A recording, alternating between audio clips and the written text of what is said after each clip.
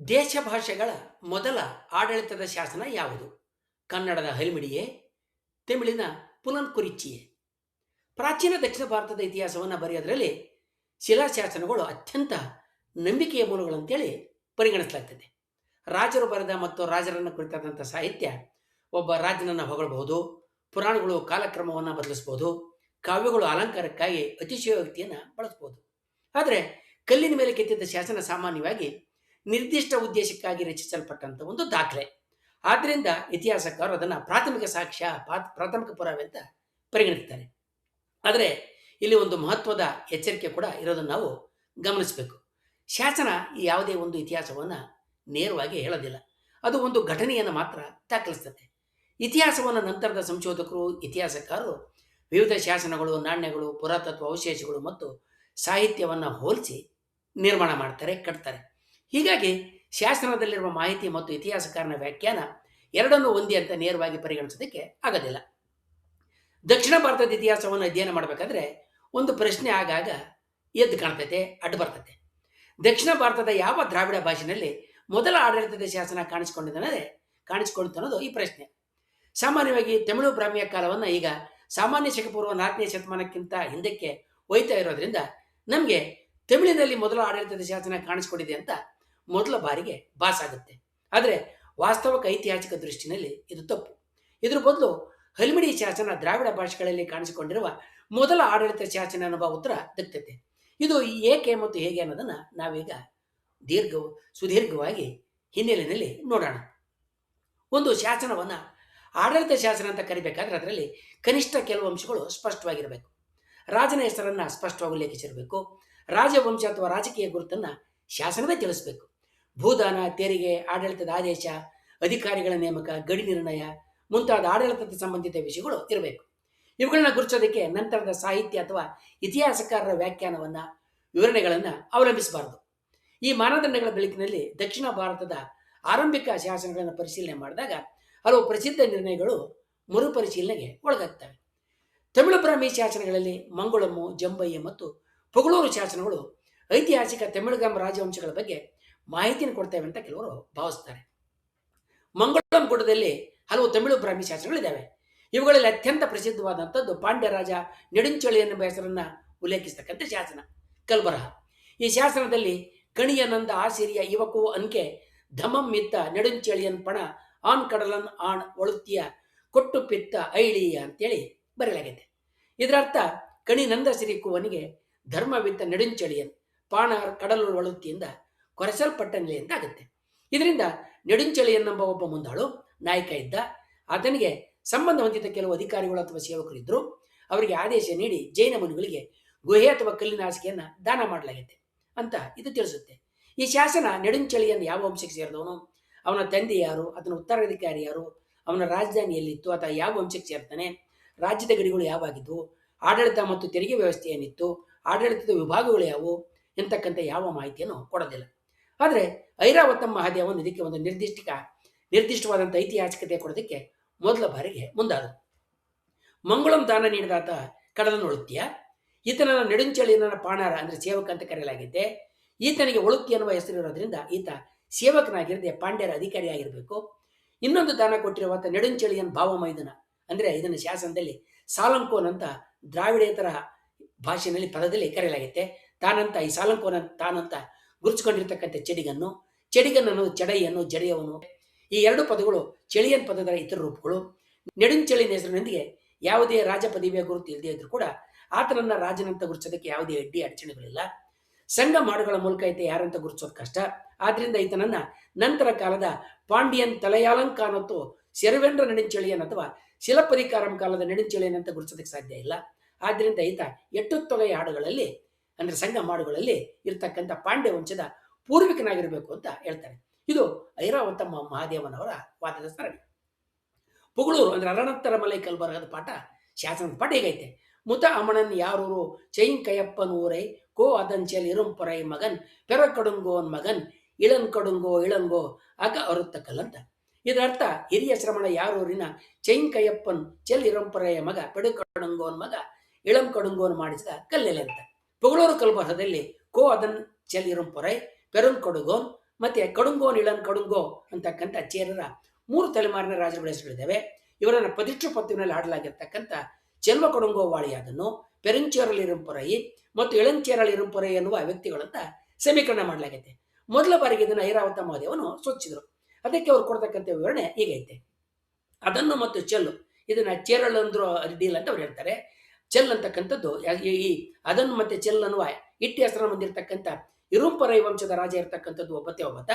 ಅಥವಾ ಪದಿಟ್ರು ಪತ್ತು 7 ದಶಕ ಹಾಡುಗಳಲ್ಲಿ ಹೊಗಳಲ್ಪಟ್ಟಿರ್ತಕ್ಕಂಥ ಚೆಲ್ವೋ ಕಡುಂಗೋ ವಾಳಿಯಾದನ್ನು ಪುರ 387ರಲ್ಲಿ ಚೇರಮಾನ್ ಚೀಕರ್ ಪಳ್ಳಿದ ತುಂಜಿಯ ಚೆಲ್ವ ಕಡುಂಗೋ ವಾಳಿಯಾದನ ಕುರಿತಾಗಿ ಕುಂಡ್ರುಕ ಪಾಲಿಯಾದನಾರ್ ಹಾಡಿದ್ದಾನೆ. ಇದರಲ್ಲಿ ಈತನನ್ನ ಚೇರನಾದನ ಅಂತ ಗುರುತಿಸಬಹುದು. ಆದ್ರಿಂದ ಈ ಕಲಬುರದಲ್ಲಿರ್ತಕ್ಕಂಥ ಅಂದ್ರೆ ಈ ಶಾಸನದಲ್ಲಿರ್ತಕ್ಕಂಥ ಮೊದಲ ಹೆಸರು ಇದೊಂದೇ. ಪುಗಳೂರಿನಲ್ಲಿರ್ತಕ್ಕಂಥ 12 ಕಲಬರಗಳಲ್ಲಿ ಪಿಟ್ಟನ್ನು ಕೊಟ್ರನ್ ಅಂತಕ್ಕಂಥ 2 ಹೆಸರುಗಳಿದ್ದಾವೆ. ಅಗನ 177, 143ರಲ್ಲಿ, ಹಾಗೆಯೇ ಪುರಾಣ 168, 172ನೇ ಹೊರಗಿನ ಹಾಡುಗಳಲ್ಲಿ ಇವರು ಚೇರರ ದಂಡನಾಯಕರಂತೆ ತಿಳಿಸಲಾಗುತ್ತೆ. ಇದು ಹೆಚ್ಚುವರಿ ಪುರಾವೆಗಳಾಗಿದ್ದಾವೆ ಅನ್ನೋದು ಅವರ ವಾದ, ಐರಾವತ ಮಹಾದೇವನವರ ವಾದ. ಸಂಗಮ್ ಸಾಹಿತ್ಯದ ಮೂಲಗಳಿಂದಲೇ ಇತರ ತಮಿಳು ವಿದ್ವಾಂಸರು ಈ ಗುರುತಿಸುವಿಕೆಯನ್ನ ತಳ್ಳಿ ಹಾಕಿದ್ರಾದ್ರೂ ಕೂಡ ಮುಂದಿನ ದಿನಗಳಲ್ಲಿ ಐರಾವತ ಮಹಾದೇವನವರು ಮೇಲ್ಗೈ ಸಾಧಿಸಿದರು. ದಕ್ಷಿಣ ಆರ್ಕಾಡ್ ಜಿಲ್ಲೆಯ ತಿರುಕ್ಕೋಯಿಲೂರು ಪಟ್ಟಣದಿಂದ 15 ಕಿಲೋಮೀಟರ್ ದೂರದಲ್ಲಿರ್ತಕ್ಕಂಥ ಜಂಬ ಏಳಿನಲ್ಲಿರ್ತಕ್ಕಂಥ ಗುಹಾಂತರ ನೆಲೆಯಲ್ಲಿರ್ತಕ್ಕಂಥ ಬರಹ ಸತ್ಯಪುತೋ ಅತಿಯಮಾನ್ ನೆಡುಮಾನ್ ಅಂಜಿ ಇತ್ತ ಪಳಿ, ಅಂದ್ರೆ ಸತ್ಯಪುತ್ರ ಅತಿಯಾನ್ ನೆಡುಮಾನ್ ಅಂಜಿ ಕೊಟ್ಟಂತ ನೆಲೆ ಅಂತ ಅರ್ಥ. ತಮಿಳು ಇತಿಹಾಸಕಾರರಾದಂಥ ಆರ್ ನಾಗಸ್ವಾಮಿ ಅವರು ಈ ಕಲ್ಬರಹವನ್ನ ಅಶೋಕನ ನಂತರದ ಕಾಲದಂತ ನಿರ್ಧಾರ ಮಾಡಿ, ಅಶೋಕನ ಕಲ್ಬರಹದ ಸತ್ಯಪುತ್ರರೇ, ಅಶೋಕನ ಶಾಸನಗಳಲ್ಲಿರ್ತಕ್ಕಂಥ ಸತ್ಯಪುತ್ರರೇ ಸಂಗಮ್ ಸಾಹಿತ್ಯದ ಕೋಸರರು ಅಂತ ಹೇಳ್ತಾರೆ.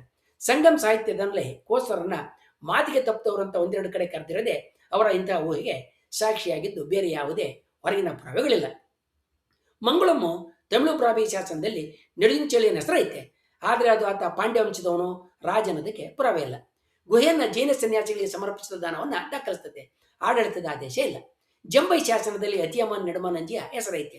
ಸತ್ಯಪುತ್ರ ಎನ್ನುವ ಬಿರುದು ಕಂಡು ಬರ್ತದೆ, ಆದರೆ ಅದು ರಾಜ್ಯದ ಆಡಳಿತ ವ್ಯವಸ್ಥೆಯನ್ನು ವಿವರಿಸ್ತಕ್ಕಂಥ ಶಾಸನ ಅಲ್ಲ. ಪುಗಳೂರು ಶಾಸನ ಚೇರ ವಂಶದ ವಂಶಾವಳಿಯನ್ನು ನೀಡ್ತೈತೆ ಅಂತ ಒಪ್ಪಿದ್ರು ಕೂಡ ಅದು ಆಡಳಿತದ ಆದೇಶ ಅಲ್ಲ. ಹೀಗಾಗಿ ಇವರು ರಾಜರನ್ನ ಪರಿಚಯಿಸಿದ್ರು ಕೂಡ ಆಡಳಿತದ ದಾಖಲೆಗಳಾಗಿ ನಮಗೆ ಪರಿಗಣನೆಗೆ ಬರೋದಿಲ್ಲ. ಇದಲ್ಲದೆ ತಮಿಳಗಂನ ಮೂವೇಂದ್ರನ ಕುರಿತಾಗಿ ಸಾಕಷ್ಟು ಹೇಳುವ ಪುರನಾನೂರು ಮತ್ತು ಪದಿಟ್ರು ಪತ್ತು ಎಲ್ಲಿಯೋ ಅವರ ಜೈನ ಧಾರ್ಮಿಕ ಪೋಷಣೆ ಬಗ್ಗೆ ಸೋಲೆತ್ತದಿಲ್ಲ. ಅವರು ವೈದಿಕ ಬ್ರಾಹ್ಮಣರಿಗೆ ಕೊಟ್ಟಿದ್ದಂಥ ಮನ್ನಣೆಗೆ ಪ್ರಭುವಾದಂಥ ಆಧಾರಗಳು ಸಂಗಮ್ ಸಾಹಿತ್ಯದಲ್ಲಿ ನಮಗೆ ದಕ್ತವೆ.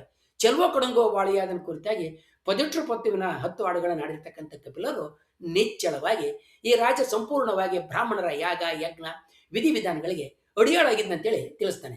ಯಾವುದೇ ಧರ್ಮವನ್ನು ಪೋಷಿಸತಕ್ಕಂಥ ದೊರೆಯನ್ನ ಅದರಿಂದ ಹೊರತುಪಡಿಸಿ ನೋಡ್ತಕ್ಕಂಥದ್ದು ಸಾಹಿತ್ಯದಲ್ಲಾಗ್ಲಿ ಚರಿತ್ರೆಯಲ್ಲಾಗ್ಲಿ ಸಾಧ್ಯ ಇಲ್ಲ. ಆದ್ರಿಂದ ಸಂಗಮ್ ಕಾಲದ ನೆಡುಂಚೆಳಿಯನ್ನು ಸತ್ಯಪುತ್ರ ಅತಿಯಮಾನ್ ಅಥವಾ ಚೇರದೊರೆ ಇಳಂಕಡುಂಗೋ ಜೈನ ಶ್ರಮಣರಿಗೆ ಗುಹಾವಾಸವನ್ನು ನಿರ್ಮಿಸಿಕೊಟ್ರು ಅನ್ನೋದು ಅಸಂಭವನೀಯವಾಗಿರ್ತದೆ. ಇದಕ್ಕೆ ಪೂರ್ವಕವಾಗಿ ಕಲ್ಬರಹದ ಭಾಷೆ ಮತ್ತು ಲಿಪಿಗಳು ನಮಗೆ ಪುರಾವೆಗಳನ್ನ ಒದಗಿಸ್ತವೆ. ಇದಾದ ನಂತರ ನಮಗೆ ಇಂದು ನಾವು ಚರ್ಚೆ ಮಾಡ್ತಾ ಇರುವ ಪುಲನ್ಕುರಿಚಿ ಶಾಸನ ದಕ್ತತೆ. ಪುಲನ್ಕುರಿಚಿ ಇಂದಿನ ತಮಿಳುನಾಡಿನ ಶಿವಗಂಗೆ ಜಿಲ್ಲೆಯಲ್ಲಿರ್ತಕ್ಕಂಥ ಒಂದು ಸಣ್ಣ ಹಳ್ಳಿ. ಇಲ್ಲಿ ಪತ್ತೆಯಾದ 3 ಪ್ರಮುಖ ಶಾಸನಗಳು ದಕ್ಷಿಣ ಭಾರತದ ಆರಂಭಿಕ ಆಡಳಿತ ದಾಖಲೆಗಳಾಗಿ ಬಹಳ ಪ್ರಸಿದ್ಧ ಆಗಿದ್ದಾವೆ. ಪುಲನ್ಕುರಿಚಿಯಲ್ಲಿರ್ತಕ್ಕಂಥ 3 ಶಾಸನಗಳಲ್ಲಿ ಬಲಗಡೆ ಶಾಸನ 13 ಸಾಲುಗಳನ್ನ ಹೊಂದಿದ್ದು ಪೂರ್ಣ ಓದೋ ರೀತಿಯಲ್ಲಿ ಸುಸ್ಥಿತಿನಲ್ಲಿದೆ. ಎಡಗಡೆ ಶಾಸನದಲ್ಲಿ 20 ಸಾಲುಗಳಿದ್ದು ಅದರ ಆರಂಭ ಮತ್ತು ಕೊನೆಯಲ್ಲಿ ಹಾನಿಗೆ ಒಳಗಾಗಿರೋದ್ರಿಂದ ಅದನ್ನು ಸಂಪೂರ್ಣವಾಗಿ ಓದೋದಿಕ್ಕೆ ಮತ್ತೆ ಅರ್ಥ ಮಾಡ್ಕೊಳ್ಳೋದಕ್ಕೆ ಆಗಿಲ್ಲ. ನಡುವಲ್ಲಿರ್ತಕ್ಕಂಥದ್ದು ಸಂಪೂರ್ಣವಾಗಿ ಸೌದೋಗತ್ತೆ. ಇವುಗಳನ್ನ ಭಾರತೀಯ ಪುರಾತತ್ವ ಇಲಾಖೆ ವಿದ್ವಾಂಸರು ಹಾಗೆ ಖ್ಯಾತ ಶಾಸನ ತಜ್ಞರಾದಂಥ ಐರಾವತ ಮಹಾದೇವನು, ಕೆ.ವಿ. ರಮೇಶು, ಸುಬ್ಬರಾಯಲು, ಆರ್ ನಾಗಸ್ವಾಮಿ ಮುಂತಾದವರು ಅಧ್ಯಯನ ಮಾಡಿದ್ದಾರೆ. ಉತ್ತಮ ತಮಿಳಲ್ಲಿರುವ ಇದರಲ್ಲಿ ಕೋ ಚಂದ್ರನ್ ಕುಟ್ರು ಯಾಂಡು ನೂಟ್ರುತ್ತು ತೊಂಡ್ರಿ ಮಿರುಂಡು ನಾನ್ 30 ಪಕ್ಕಂ ತೈರ್ ಪಿರೈನೈ ಅಂತ ಬರೆದು ಒಂದು ರೀತಿಯಲ್ಲಿ ಆ ಶಾಸನದ ಕಾಲವನ್ನ ತಿಳಿಸಲಾಗುತ್ತೆ. ಲಿಪಿ ಲಕ್ಷಣಗಳಿಂದ ಈ ಬರಹ ಕೊಲ್ಲಂಚಿಕೆಗೆ ಸೇರಿಲ್ಲ, ಕಲಿಯುವ ಗಣನೆಯನ್ನು ಪರಿಗಣಿಸಲು ಸಾಧ್ಯ ಇಲ್ಲ. ಆದ್ರಿಂದ ಈ ಶಾಸನದ ಕಾಲ ಶಕಗಣನೆಯಲ್ಲಿದೆ. ಅಂದ್ರೆ ಇದರ ಕಾಲ ಸಾಮಾನ್ಯ ಶಕ 270 ಅಂತಕ್ಕಂಥ ವಾದವನ್ನು ಮುಂದಿರಿಸಿ ಪದಿಟ್ರು ಪತ್ರನಲ್ಲಿರ್ತಕ್ಕಂಥ ಪದಿಗಂನಲ್ಲಿರುವ ಮಾಹಿತಿ ಜೋಡಿಸಿ ಸಂಗಮ್ ಕಾಲಕ್ಕೆ ಇದೇ ಭಾರಿ ದೊಡ್ಡ ಆಧಾರ ಇದೆ ಅಂತೇಳಿ ಆರ್ ನಾಗಸ್ವಾಮಿ ಅವರು ವಾಚಿಸಿದ್ರು. ಆ ಕಾಲದ ಅತ್ಯಂತ ಚುಟುಕಾದಂಥ ತಮಿಳು ಬ್ರಾಹ್ಮಿ ಬರಹಗಳು, ಅದರ ಲಿಪಿಲಕ್ಷಣ, ಪುಳ್ಳಿಯ ಬಳಕೆ, ವ್ಯಾಕರಣ, ಪದಕೋಶ ಮುಂತಾದ ಯಾವುದೇ ಅಂಶಗಳನ್ನು ಚರ್ಚೆ ಮಾಡದೆ ಅದೇ ಕಾಲದ ಉಳಿದ ಬರೆಹಗಳಿಗಿಂತಲೂ 100 ಪಟ್ಟು ಹೆಚ್ಚಿನ ವಿಷಯಗಳನ್ನು ಒಳಗೊಂಡಿರ್ತಕ್ಕಂಥ ಈ ಕಲ್ಬರಹವನ್ನ ಶಾಸನವನ್ನ ಸಂಗಮ್ ಕಾಲಕ್ಕೆ ಅವರು ಎಳೆದಿದ್ರು. ಆದರೆ ಮುಂದುವರೆದಂಥ ಅಧ್ಯಯನಗಳು ಮತ್ತು ತಮಿಳು ವಿದ್ವಾಂಸರ ಇತರ ಕಾಲನಿರ್ಣಯಗಳು ಅದನ್ನು ನಂತರದ ಕಾಲಕ್ಕೆ ಅಂದರೆ ಸಾಮಾನ್ಯ ಶಕೆ 5ರಿಂದ 6ನೇ ಶತಮಾನಕ್ಕೆ ಬಂದು ಈಗ ನಿಲ್ಲಿಸಿದ್ದೇವೆ. ಪುಲನ್ಕುರಿಚಿ ಶಾಸನ ಕುರಿತು ಒಂದು ಮಹತ್ವದ ಸಂಗತಿಯನ್ನು ನಾವು ಗಮನಿಸಬೇಕು. ಶಾಸನದ ಕೆಲವು ಭಾಗಗಳು ಕಾಲಕ್ರಮೇಣ ಹಾನಿಗೊಳಗಾಗಿದ್ದಾವೆ. ಕೆಲವು ಅಕ್ಷರಗಳು ಸ್ಪಷ್ಟವಾಗಿ ಕಾಣೋದಿಲ್ಲ. ಆದ್ರಿಂದ ವಿವಿಧ ಶಾಸನ ತಜ್ಞರು ಕೆಲವು ಸಾಲುಗಳನ್ನ ವಿಭಿನ್ನ ರೀತಿಯಲ್ಲಿ ಮರು ನಿರ್ಮಾಣ ಮಾಡಿದ್ದಾರೆ, ಪುನಃಸ್ಥಾಪನೆ ಮಾಡಿದ್ದಾರೆ. ಹೀಗಾಗಿ ಇಂದಿಗೂ ಕೂಡ ಎಲ್ಲ ವಿದ್ವಾಂಸರು ಒಪ್ಪಿಕೊಂಡಿರ್ತಕ್ಕಂಥ ಏಕೈಕ ಸಂಪೂರ್ಣವಾದಂಥ ಓದಿಕೆ ದಕ್ಕಿಲ್ಲ. ಪುಲನ್ಕುರಿಚಿ ಶಾಸನ ಮುಂಚಿನ ಬಹುತೇಕ ಎಲ್ಲ ತಮಿಳು ಬ್ರಾಹ್ಮಿ ಶಾಸನಗಳಿಗಿಂತ ಬಹಳ ಬಹಳ ರೀತಿಯಲ್ಲಿ ಬೇರೆಯಾಗೈತೆ. ಇದರಲ್ಲಿ ಆಡಳಿತದ ಸಂಬಂಧಿಸಿದ ರಾಜಾಜ್ಞೆಗಳು, ಭೂದಾನಗಳು, ತೆರಿಗೆ ವಿನಾಯಿತಿಗಳು, ದೇವಾಲಯಗಳ ನಿರ್ವಹಣೆ, ಹಳ್ಳಿಗಳ ಆಡಳಿತ, ಅಧಿಕಾರಿಗಳ ನೇಮಕ, ಗಡಿ ವಿವರಗಳು, ಸಾಕ್ಷಿದಾರರು, ಆದೇಶ ಉಲ್ಲಂಘಿಸಿದವರಿಗೆ ವಿಧಿಸ್ತಕ್ಕಂಥ ದಂಡನೆಗಳು ಮುಂತಾದ ಆಡಳಿತದ ವಿಷಯಗಳು ವಿವರವಾಗಿ ದಟ್ಟವಾಗಿ ದಾಖಲಾಗಿದ್ದಾವೆ. ಇದರ ಜೊತೆಗೆ ಹಳ್ಳಿಗಳ ಹೆಸರುಗಳು, ಭೂಗಡಿಗಳು, ತೆರಿಗೆ ವ್ಯವಸ್ಥೆ ಮತ್ತು ರಾಜಕೀಯ ಅಧಿಕಾರ ವ್ಯಾಪ್ತಿ ಕುರಿತು ಮಹತ್ವದ ಮಾಹಿತಿ ಕೂಡ ನಮಗೆ ದಕ್ಕುತ್ತೆ. ಈ ಶಾಸನದ ಅತ್ಯಂತ ಗಮನಾರ್ಹವಾದ ಅಂಶ ಅಂತ ಹೇಳಿದ್ರೆ ಈ ಶಾಸನವನ್ನು ಬರೆಯೋದಕ್ಕೆ ಬಳಸಲಾಗಿರ್ತಕ್ಕಂಥ ಲಿಪಿ. ಇದು ಶುದ್ಧ ತಮಿಳು ಬ್ರಾಹ್ಮಿನೂ ಅಲ್ಲ, ನಂತರದ ಪೂರ್ಣ ಒಟ್ಟೆಳುತ್ತು ಕೂಡ ಅಲ್ಲ. ಬದಲಿಗೆ ತಮಿಳು ಬ್ರಾಹ್ಮಿಯಿಂದ ಒಟ್ಟೆಳುತ್ತ ಸಾಗ್ತಾ ಇರತಕ್ಕಂಥ ನಡುವಿನ ಹಂತದ ಲಿಪಿ ಅನ್ನೋದು ಪುರಾತತ್ವ ತಜ್ಞರ ಸಾಮಾನ್ಯ ಅಭಿಪ್ರಾಯ. ಈ ಲಿಪಿನಲ್ಲಿ ಅಕ್ಷರಗಳು ಹಿಂದಿನ ತಮಿಳು ಬ್ರಾಹ್ಮಿಗಿಂತ ಹೆಚ್ಚು ದುಂಡಾದ ರೂಪವನ್ನು ಪಡೆದುಕೊಂಡಿದ್ದೇವೆ. ನೇರ ರೇಖೆಗಳ ಬದಲು ವಕ್ರರೇಖೆಗಳ ಬಳಕೆ ಹೆಚ್ಚಾಗೈತೆ. ಕೆಲವು ವ್ಯಂಜನಗಳು ಪರಸ್ಪರ ಮೃದುವಾಗಿ ಸೇರ್ತಕ್ಕಂಥ ಲಕ್ಷಣಗಳು ಎದ್ದು ಕಾಣ್ತವೆ. ಸ್ವರ ಚಿಹ್ನೆಗಳು ಸರಳಗೊಂಡಂಥ ರೂಪವನ್ನು ಪಡೆದಿದ್ದಾವೆ. ಉತ್ತರ ಭಾರತದ ಅಶೋಕ ಬ್ರಾಹ್ಮಿಯ ಪ್ರಭಾವ ಕಡಿಮೆಯಾಗಿ ದಕ್ಷಿಣ ಭಾರತದ ಸ್ವತಂತ್ರ ಲಿಪಿ ಶೈಲಿ ರೂಪುಗೊಳ್ತಿರೋದು ಇದರಲ್ಲಿ ಎದ್ದು ಕಾಣ್ತೈತೆ.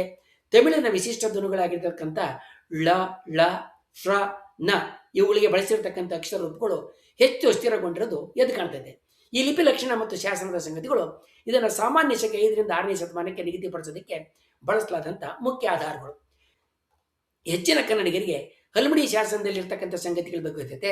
ಆದ್ರಿಂದ ಅದರ ವಿವರಗಳ ಕೈಬಿಟ್ಟು ಪುಲನ್ಕುರಿಚಿ ಶಾಸನದಲ್ಲಿ ಏನೈತೆ ಅನ್ನೋದನ್ನ ನಾವು ನೋಡೋಣ. ಈ ಶಾಸನವನ್ನು ಕೃಷ್ಣ ಪಕ್ಷದ 12ನೇ ದಿನದಂದು ವೇಂಡನ್ ಸೇಂತನ್ ಮತ್ತು ಕುಟ್ಟನ್ ಅವರ ಸಿಂಹಾಸನಾರೋಹಣದ 192ನೇ ವರ್ಷದ 36ನೇ ದಿನದಂದು ಹಾಕಿಸಲಾಗೈತೆ. ಸೇಂದನ್ ಕುಲದವನು ಮತ್ತು ಕಡಲಿನ ದೊಡ್ಡ ಮೀನುಗಾರರ ಸೈನ್ಯದ ನಾಯಕನಾಗಿದ್ದಂಥ ಮುರುಕನ ಅಧೀನ ಯೋಧ ಯಂಗುಮನ್ನು ಒಲ್ಲಯ್ಯೂರು ಕುಲದ ವೇಲು ಪರ್ವತದ ಮೇಲೆ ದೇವರುಗಳ ದೇವಾಲಯವನ್ನ, ಮುತ್ತುಟ್ರು ಕುಲದ ಬೆಟ್ಟದ ಮೇಲೆ ದೇವಾಲಯವನ್ನ ಮತ್ತು ಮದುರೈನ ಉಲವಿಯಥನ್ ಕುಲದ ಉತ್ತರ ಭಾಗದಲ್ಲಿ ಇರ್ತಕ್ಕಂಥ ತಪಾದಪಲ್ಲಿನಲ್ಲಿ ಆತ ವಾಚಿದೇವನರ ಕೊಟ್ಟಮನ್ನ ನಿರ್ಮಾಣ ಮಾಡಿಸ್ತಾನೆ. ಆತ ಗ್ರಾಮದ ನಿವಾಸಿಗಳಾದ ಅಧಿಕೋಯತ್ತರು ಮತ್ತು ನಾಥಪರಿವು ಕುಲವನ್ನ ತನ್ನ ಕಾವಲುಗಾರರು ಮತ್ತು ಸಹಾಯಕರನ್ನಾಗಿ ತೆಗೆದುಕೊಂಡು ಅವರಿಗೆ ಅಗತ್ಯವಿರತಕ್ಕಂಥ ಎಲ್ಲವನ್ನು ಒದಗಿಸಿಕೊಡ್ತಾನೆ. ಆದ್ರಿಂದ ಖಜಾನೆಯ ಪಾಲಕರು, ಸಮರ್ಪಿತರಾದ ಸೇವಕರು, ವೀರುಮ್ಮಚಾರಿಗಳು, ಸನ್ಯಾಸಿಗಳು ಮತ್ತು ನಿಯಮಿತವಾಗಿ ನಿಗದಿತ ಪೂಜೆಗಳನ್ನು ಮಾಡುವ ಗ್ರಾಮ ಕಾವಲುಗಾರರಿಂದ ಪರೀಕ್ಷಿಸಲ್ಪಟ್ಟ ಮತ್ತು ಅರ್ಹರಾದವರನ್ನ ಹೊರತುಪಡಿಸಿ ಇತರರು ಪೂಜಿಸಬಾರದು. ನಿರ್ದಿಷ್ಟವಾಗಿ ಹೇಳೋದಾದ್ರೆ ಬಚೇರಿಯಚ್ ಪರ್ವತದ ಮೇಲೆ ನಿರ್ಮಿಸಲಾದಂಥ ದೇವಾಲಯದ ಅರ್ಚಕನಾಗಿರ್ತಕ್ಕಂಥ ವ್ಯಕ್ತಿ ಕುಜಲನೂರಿನಲ್ಲಿ ಮೃತ ವೇಂಡರಿಂದ ವೇಲ್ಪೂರಿಗೆ ಕರೆತರಲ್ಪಟ್ಟ ಮತ್ತೊಂದು ಕುಟುಂಬದ ಅರ್ಚಕರು ಪೂಜೆ ಮಾಡದಂತೆ ನೋಡ್ಕೊಳ್ಬೇಕು. ದೇವಾಲಯಕ್ಕೆ ಅಗತ್ಯವಾದದನ್ನು ಮಾಡಬೇಕು ಮತ್ತು ಹಾನಿಕಾರಕ ಕೃತ್ಯಗಳಿಗೆ ಶಿಕ್ಷೆಯನ್ನು ವಿಧಿಸಬೇಕು ಅಂತ ಆತ ಆದೇಶವನ್ನ ಮಾಡ್ತಾನೆ. ಪಡೆನಾಯಕ ಉಳಿವೆ ಪೆರಂತಿಣೈ ನಲ್ಲಂಕಿಳನ್ನು ಐನುಂಗುವನ್ನು, ಉಳಿವೆ ಪೆರಂತಿಣೈ ಪಾರು ಕೀಳನ್ನು ಕೀರಂಗರಿ ಮತ್ತೆ ಉಳಿವೆ ಪೆರಂತಿಣೈ ಎಂಬಾರು ಕೀಳನ್ನು ಕುಮಾರಂ ಪೊಂದೈ ಅವರಿಂದ ಇದನ್ನು ಕೇಳಿದಂಥ 3 ಇದಕ್ಕೆ ಸಹಿ ಹಾಕಿ ಆದೇಶವನ್ನ ಮಾಡ್ತಾರೆ. ಇದನ್ನ ಕೇಳಿದಂತೆ ಹೇಳಿದವನು ಒಲೆವಾನ್ ತಮನ್ ಕರಿ ಕಣ್ಣನ್ನು ಬರೀತಾನೆ. ನಾನು ಇದನ್ನ ಮಾರ್ಗಸೂಚಿಯಾಗಿ ಕಂಡುಕೊಂಡೆ ಮತ್ತು ವೆನ್ನಡ್ಡನ್ ನಾರಾಯಣಗೆರೆ ಅವರಿಗೆ ಕಲ್ಲಿನಲ್ಲಿ ಬರೆದೆ ಅಂತೇಳಿ ಈ ಶಾಸನದಲ್ಲಿ ತಿಳಿಸಲಾಗೈತೆ. ಎಡಭಾಗದ ಶಾಸನದಲ್ಲಿರ್ತಕ್ಕಂಥ ಮುಖ್ಯವಾದ ಅಂಶ ಇದು ಸಮುದ್ರ ಮೀನುಗಾರಿಕಾ ಪಡೆಯ ನಾಯಕ ಮರುಕನ ಅಧೀನ ಯೋಧನಾಗಿದ್ದಂಥ ಯಂಗುಮನ್ ಒಲ್ಲಯ್ಯೂರಿನ ಕ್ರಮವನ್ನ ಉಲ್ಲೇಖನ ಮಾಡ್ತೈತೆ ಈ ಶಾಸನ. ಈ ಭಾಗ ಹೊಲದ ಮಾಲೀಕರು ಮಾರಾಟ ಮಾಡಿದ ಭೂಮಿಯನ್ನ ಬ್ರಹ್ಮದೇಯವನ್ನಾಗಿ ಮಾಡಲಾಯಿತು ಅಂತ 12ನೇ ಸಾಲ ಹೇಳ್ತೈತೆ. ಆ ಬ್ರಹ್ಮದೇಯದಲ್ಲಿ ನೀರು ಮತ್ತು ಭೂಮಿಯನ್ನ ಕೃಷಿ ಮಾಡುವ ಮಾಲೀಕರ ಹಕ್ಕನ್ನ ಉಲ್ಲೇಖ ಮಾಡಲಾಗೈತೆ. ಜೊತೆಗೆ ಪಾಂಡಿ ದೇಶದ ಮತ್ತು ಕೊಂಗು ದೇಶದಲ್ಲಿ ಕೃಷಿ ಮಾಡುವ ಅವರ ಹಕ್ಕಿನ ಬಗ್ಗೆ ಜೊತೆಗೆ ಪಾಂಡಿ ದೇಶ ಮತ್ತು ಕೊಂಗು ದೇಶದಲ್ಲಿ ಕೃಷಿ ಮಾಡುವ ಅವನ ಹಕ್ಕಿನ ಬಗ್ಗೆ ಮತ್ತು ಅವನ ದನಗಳು, ತೋಟ ಮತ್ತು ನಿವಾಸಿಗಳ ಬಗ್ಗೆ ಕೂಡ ಉಲ್ಲೇಖಿಸಲಾಗೈತೆ.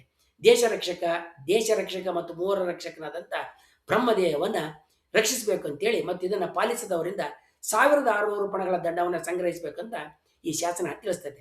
ಇದನ್ನು ಆದೇಶಿಸಿದ ಹಿರಿಯರ ಹೆಸರುಗಳನ್ನ ಉಲ್ಲೇಖಿಸ್ತಕ್ಕಂಥ ಶಾಸನದ ಭಾಗ ಹಾನಿಗೆ ಒಳಗಾಗ್ತದೆ. ಈ ಮೊದಲನೇ ಭಾಗದ ಶಾಸನದಲ್ಲಿದ್ದಂಥ 192 ಯಾವ ವರ್ಷವನ್ನು ಸೂಚಿಸುತ್ತೆ ಅನ್ನೋದು ಸ್ಪಷ್ಟವಾಗಿ ಗೊತ್ತಿಲ್ಲ. ಈ ಶಾಸನದಲ್ಲಿರ್ತಕ್ಕಂಥ ನಲ್ಪಾತ್ರಿನ ಅಂತಕ್ಕಂಥದ್ದು ಅಂದಣ್ಣರು, ರಾಜನರು, ವಂಗಿಗರು, ಉಳವರು ಅಂತಕ್ಕಂಥ 4 ಚತುರ್ವರ್ಣ ವ್ಯವಸ್ಥೆ ಆಗೈತೆ ಅಂತೇಳಿ ಭಾವಿಸಲಾಗೈತೆ. ಇದು ಬಹುಶಃ 4 ವರ್ಣ ವ್ಯವಸ್ಥೆಯನ್ನು ಸೂಚಿಸತಕ್ಕಂಥ ಅತ್ಯಂತ ಹಳೆಯ ತಮಿಳು ಶಾಸನ ಆಗಿದೆ ಅಂತೇಳಿ ಭಾವಿಸಲಾಗೈತೆ. ಥಪತಪಲ್ಲಿನಲ್ಲಿ ಒಂದು ಜೈನ ಶಾಲೆ ಮತ್ತು ದೈವಕುಲಮು ಜೈನೇತರಿಗೆ ಸೇರಿದಂಥ ದೇವಾಲಯಗಳಾಗಿರ್ತಕ್ಕಂಥ ಎಲ್ಲ ಸಾಧ್ಯತೆಗಳು ಕೂಡ ಇದ್ದಾವೆ. ಕೆಲವು ತಮಿಳು ಇತಿಹಾಸಕಾರರು ಇದು ಕಳಬ್ರರ ಆಡಳಿತ ಶಾಸನ ಅಂತ ಗುರುತಿಸಿದ್ದಾರೆ. ಇದನ್ನ ಆ ಶಾಸನ ಹೇಳೋದಿಲ್ಲ. ಶಾಸನದಲ್ಲಿ ರಾಜನ ಹೆಸರೈತೆ, ಆದರೆ ಆತನ ಕಳಬ್ರ ವಂಶದವನಂತ ಎಲ್ಲಿ ಕೂಡ ಹೇಳಿಲ್ಲ. ಕಳಬ್ರ ಅಂತಕ್ಕಂಥ ಪದ ಎಲ್ಲಿನೂ ಕಾಣಿಸ್ಕೊಳ್ಳೋದಿಲ್ಲ. ಈ ಶಾಸನದ ವಂಶವನ್ನ ಕಳಬ್ರ ಜೊತೆಗೆ ಗುರುತಿಸ್ತಕ್ಕಂಥದ್ದು ಇತಿಹಾಸಕಾರರು ಕಾಲ ನಿರ್ಣಯ, ರಾಜಕೀಯ ಹಿನ್ನೆಲೆ ಹಾಗೂ ಇತರ ಪರೋಕ್ಷ ಆಧಾರಗಳನ್ನ ಆಧರಿಸಿ ಮಾಡದಂತ ಊಹೆ ಹೊರತು ಅದು ಊಹೆ ಮತ್ತು ಐತಿಹಾಸಿಕ ಪುನರ್ನಿರ್ಮಾಣ. ಅಂದ್ರೆ ಶಾಸನದಲ್ಲಿರ್ತಕ್ಕಂಥ ಸಾಕ್ಷ್ಯ ಪುರಾವೆ ಒಂದಾದ್ರೆ ಅದರ ಮೇಲಿನ ಐತಿಹಾಸಿಕ ವ್ಯಾಖ್ಯಾನ ವಿವರಣೆ ಇನ್ನೊಂದು. ಈ ಎರಡನ್ನ ಒಂದೇ ಅಂತ ಪರಿಗಣಿಸ್ತಕ್ಕಂಥದ್ದು ಸರಿಯಲ್ಲ. ಇಲ್ಲಿ ಮುಖ್ಯವಾದಂಥದ್ದು ಶಾಸನದ ಕಾಲ ನಿರ್ಣಯ ಅಲ್ಲ, ಇದು ಏನನ್ನು ಹೇಳ್ತೈತೆ ಮತ್ತು ಅದರ ಮೂಲಕ ಕಾಲವನ್ನ ಹೇಗೆ ನಿರ್ಣಯಿಸಬೇಕು ಅನ್ನೋದಾಗೈತೆ. ಇತಿಹಾಸಕಾರನ ಊಹೆ ಮತ್ತು ಶಾಸನದಲ್ಲಿರುವ ನೇರ ಸಾಕ್ಷ್ಯವನ್ನ ಬಿಡಿಸಿ ನೋಡ್ತಕ್ಕಂಥದ್ದು ಶಾಸನಗಳ ಅಧ್ಯಯನದಲ್ಲಿ ಮೂಲಭೂತ ನಿಯಮ. ದಕ್ಷಿಣ ಭಾರತದ ಆರಂಭಿಕ ಇತಿಹಾಸ ಕುರಿತು ಬರಿಬೇಕಾದ್ರೆ ಇನ್ನೊಂದು ಸಮಸ್ಯೆ ನಮ್ಗೆ ಎದ್ದು ಕಂಡು ಬರ್ತೈತೆ.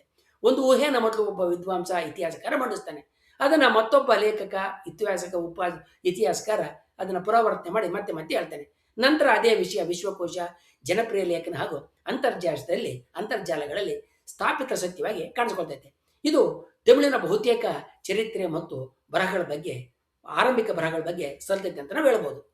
ಪುಲನ್ಕುರಿಚಿ ಶಾಸನದ ಹಿನ್ನೆಲೆಯಲ್ಲಿ ಕರ್ನಾಟಕದ ಸಾಮಾನ್ಯ ಶಕೆ 450ರ ಕನ್ನಡದ ಹಲ್ಮಿಡಿ ಶಾಸನ ಅತ್ಯಂತ ಆಸಕ್ತಿದಾಯಕವಾದ ಹೋಲಿಕೆಯನ್ನು ನಮಗೆ ಒದಗಿಸ್ತದೆ. ಶಾಸೆಟ್ಟರು ತಾಗರ್ತಿ ಶಾಸನ ಇದಕ್ಕಿಂತಲೂ 100 ವರ್ಷ ಹಳೆಯದಂತ ಪರಿಗಣಿಸ್ತಾರೆ. ಸದ್ಯಕ್ಕಿದ ನಾವು ಬದಿಗಿಡೋಣ.